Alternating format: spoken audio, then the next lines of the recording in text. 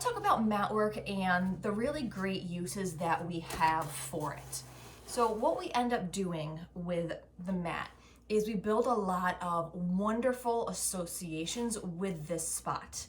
And it's not used as a punishment. It's a way for your dog to get attention from you instead of getting up and jumping on you or barking at you or nipping at you, things like that. So what we work on here is building just tons of value to it. And we do that with food. Go get it. So we start out by taking, you can have a treat in your hand if you'd like to start with, but I like to have my hand free if I can. Don't pretend I have one though. I'm just gonna guide him over, and then I'm gonna have him go into the down position. And then he's just gonna get a treat for being there. And in the beginning stages, I'm not making this hard at all. So, good boy. So I'm just gonna be sitting right next to him. And what starts to happen is, you can see his head, his chin is just rested down. He's just kind of relaxing. He was being a little bit naughty before I started the camera up. So I can ask him to go here and relax. Again, it's not a punishment. I'm not really working on much stay. I do add that in, but for the beginning stages, I just want your dog to realize that being here is really great. Again, it's not a punishment. So if your dog is nipping at you, you don't want to go over and force him to stay on his mat and tether him there, because then he's just going to make a bad association. Once you're done kind of working on this, I like to put it away. And again, that's only in the beginning stages, because let's say, and he might not do it, but let's say I have him get off his mat. Free. Good boy. If he comes back over and investigates it, that's a good boy. That's gonna get me to give him attention and to give him a reward for being on there. And that's what I want from him. Absolutely. Good boy.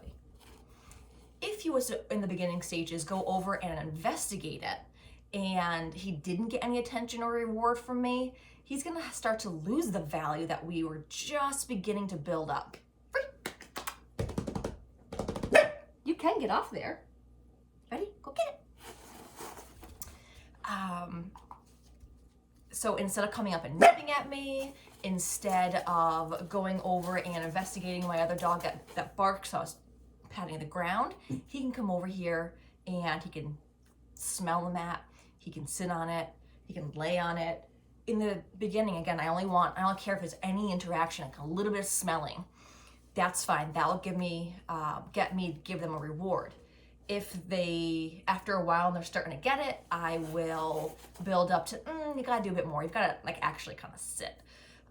And then from there, it's like, all right, now you actually have to lay down and relax before I'm getting up and giving you attention, maybe playing with you before I get you a reward, get you a treat. So that is where, and we have the mat work come into play. And eventually, what we end up doing, get it, is we can start to leave the mat out all the time, and that can be your dog's default place to go to when they need to relax, or they just want to get your attention. And it's a really great way to go about it. So it's not used as a punishment.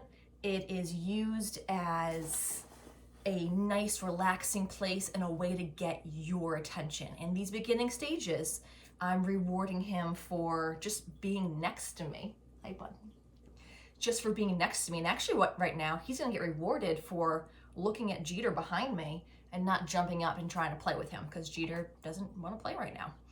So that is what we do with mat work.